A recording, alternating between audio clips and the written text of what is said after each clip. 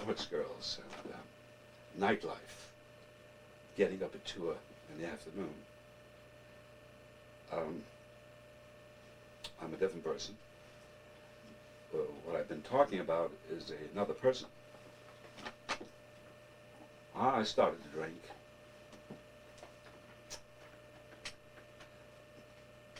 because I didn't know what to do.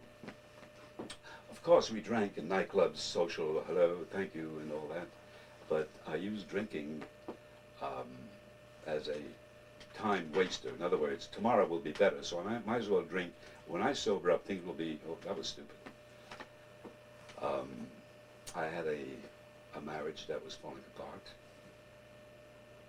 and which eventually did.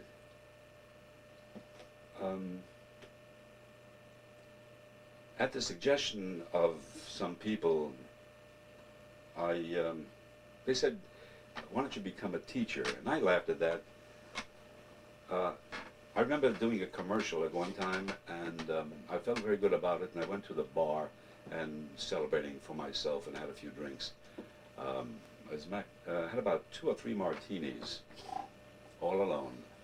And I walked out of the place, and I looked around to see where I was. I was a little high, but still functioning. And I passed a building that said High School of Art and Design. And I said to myself, so this is where the building is.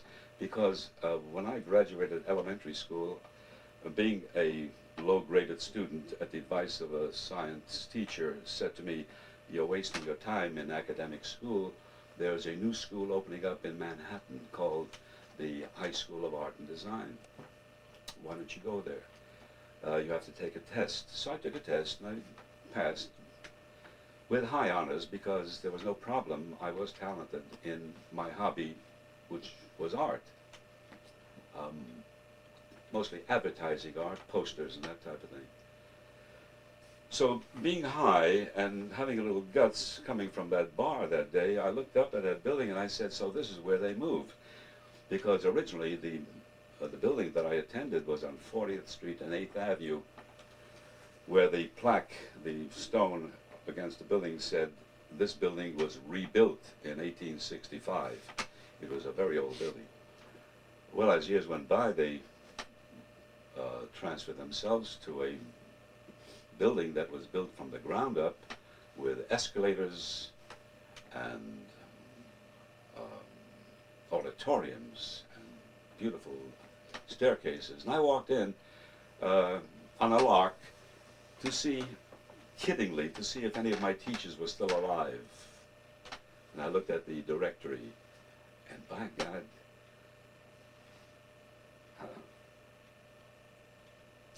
Mr. Beagleisen was still alive. Beagleisen was a mentor of, when I was 16. He said to me, you think you're so smart, you think you're talented, there's a show on radio I will get you on, and if you can pass that, then I'll agree that you're talented. Well, I was the winner of the contest, and I was acclaimed in school for being funny and talented. Anyway, Mr. Beagleisen was still alive. You know, when you're a kid, when you're 16, if a man is 35, he's an old man in the eyes of the child. Well, he was in his early 70s at the time. I got a pass to visit him. And he said, oh yeah, you're the actor. How you doing? And I told him my plight, that nightclub business is shot to hell.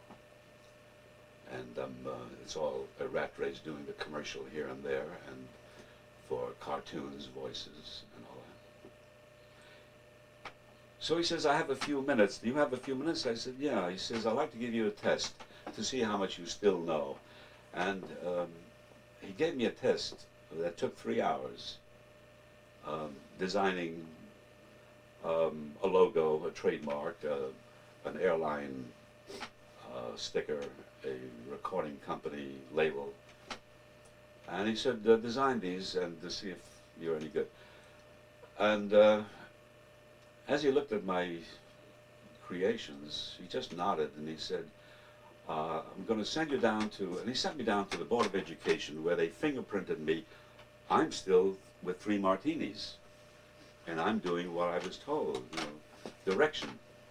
Went there, got fingerprinted, I was given an English test, came back to the school, and he said, how would you like to be a teacher?